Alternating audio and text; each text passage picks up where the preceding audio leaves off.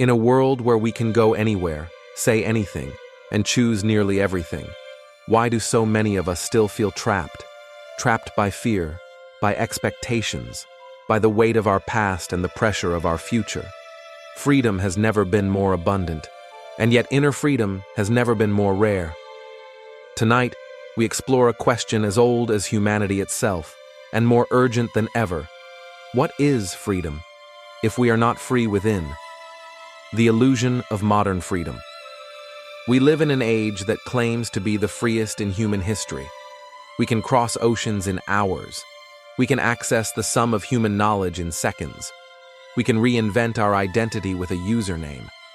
But beneath the appearance of abundance, something else is happening. We are becoming prisoners of the very world that promised to liberate us. Not prisoners in chains, but prisoners of expectation, validation, distraction, comparison, anxiety. We scroll to escape our lives, only to feel more disconnected from them. We speak freely, yet fear judgment more than ever. We build digital identities, yet rarely sit with the truths buried inside us. This is the paradox of our time. External freedom has expanded. Internal freedom has shrunk. And so the question arises, if freedom is only the ability to choose, but we don't know who is choosing, are we truly free? Or are we simply following impulses we never examined? The invisible cage. Most of the cages we carry, we built ourselves, not intentionally, not consciously, but through years of fear, conditioning, habit, and pain. A child learns early to seek approval, a smile, a nod, a gold star. A teenager learns to hide their true feelings to fit in. An adult learns to perform a version of themselves that looks respectable, acceptable, admirable. And somewhere along the way, authenticity becomes a luxury many stop affording. These are the invisible cages, the opinions that steer our decisions, the past that defines our worth, the future that haunts our imagination, the emotions we're told to suppress, the responsibilities we can't escape, the pleasures we can't resist. But the greatest cage of all may be the one we rarely acknowledge, our own mind. Because freedom doesn't begin with removing barriers around us. It begins with confronting the barriers within us. Freedom versus permission. Most people don't seek freedom. They seek permission. From society, from family, from friends, and most of all, from themselves. Permission to rest. Permission to say no. Permission to dream. Permission to fail. Permission to be who they actually are. But the truth is simple and terrifying. No one can give you the permission you refuse to give yourself. A person can live under oppressive laws and still feel spiritually free. A person can live in a free country and remain mentally imprisoned. This is why ancient philosophers spoke of two freedoms: freedom from oppression, coercion, control. Freedom to think, speak, create, choose. But there is a third freedom often forgotten: freedom within, the inner clarity that allows a person to live authentically, bravely, consciously. Without this third freedom, the first two collapse. Because if your inner world remains governed by fear, your outer world will follow. The fear that rules us. Fear is not the enemy, it's a messenger. But most people mistake the message for a command. Fear whispers, "Don't take that risk. Don't speak your truth. Don't be different. Don't be seen." And without questioning it, we obey. Freedom becomes not the absence of fear, but the courage to act even when fear is present. This is why inner freedom is so rare. It demands we confront the parts of ourselves we'd rather avoid, the insecurity we hide, the desires we deny, the dreams we postponed, the wounds we pretend no longer hurt. True freedom requires honesty, radical honesty, with the person in the mirror. The past we carry. Everyone carries a history, a story about who they are, what they are allowed to want, what they are capable of achieving. Some of these stories were written by trauma, some by culture, some by parents or teachers or partners, some by the younger version of yourself who didn't know better. But here is the truth. Your past shapes you, but it does not own you. Freedom begins the moment you realize you can rewrite the story. Not erase it, rewrite it.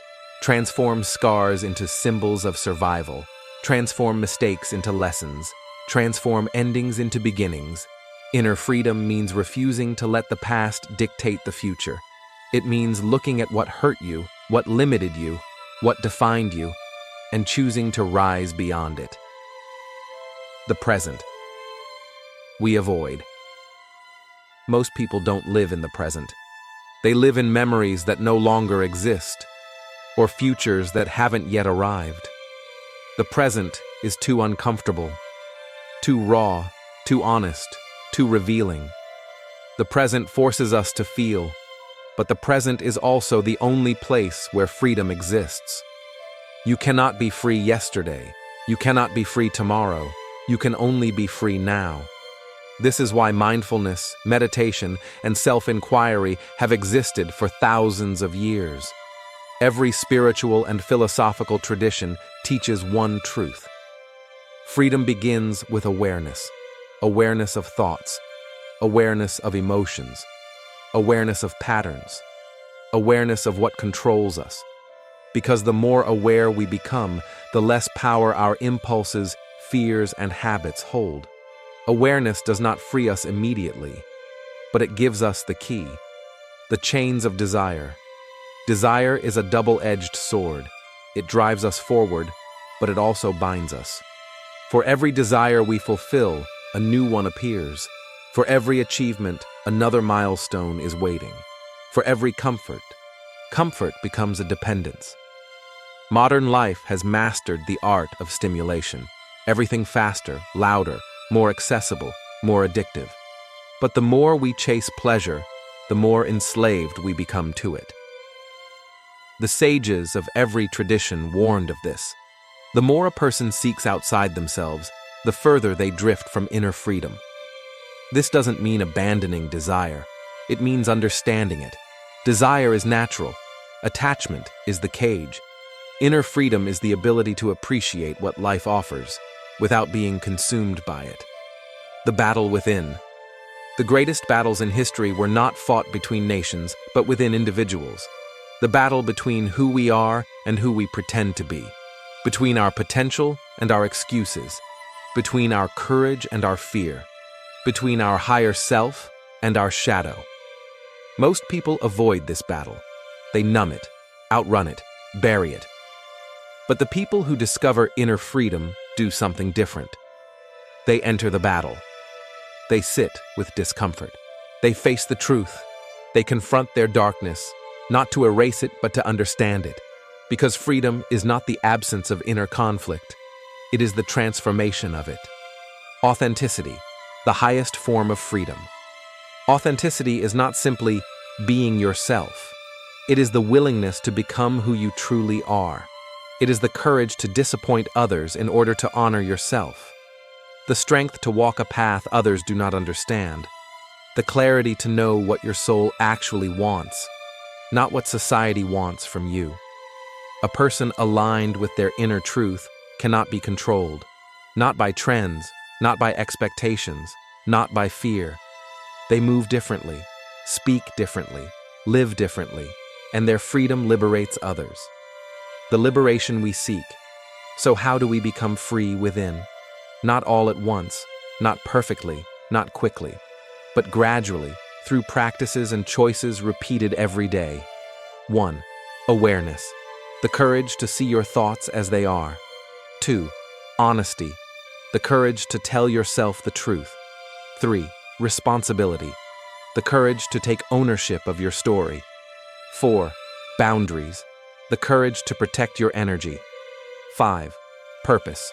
The courage to pursue what gives your life meaning. 6. Surrender. The courage to let go of what you cannot control.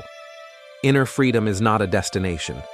It is an ongoing negotiation with your own existence. But every moment of clarity, every act of courage, every step toward authenticity expands the space within you.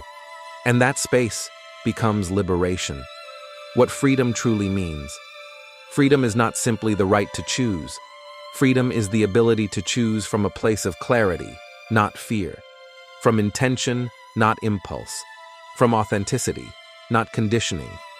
Freedom is not about escaping life. It is about entering life fully, with presence, awareness, and courage.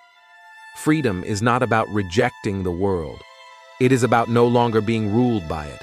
Freedom is not about outer circumstances. It is about inner sovereignty. Freedom is not something that can be handed to us. It is something we must claim. Because in the end, what is freedom if we are not free within? It is an empty promise. A beautiful illusion, a door without a key. But when we become free within, when we understand ourselves, face ourselves, and choose ourselves, the world opens, life expands, possibility awakens, and the cage we once lived inside becomes nothing more than a story we outgrew. Conclusion. The greatest revolution is not political, not technological, not cultural. The greatest revolution is internal. It begins the moment you stop running from yourself and begin the journey inward. Because true freedom is not found in the world outside you. It is found in the world within you. And once that freedom is discovered, no one can ever take it away. Subscribe Timeless Questions channel for more thought-provoking stories about philosophy, history, and the unseen forces shaping our world.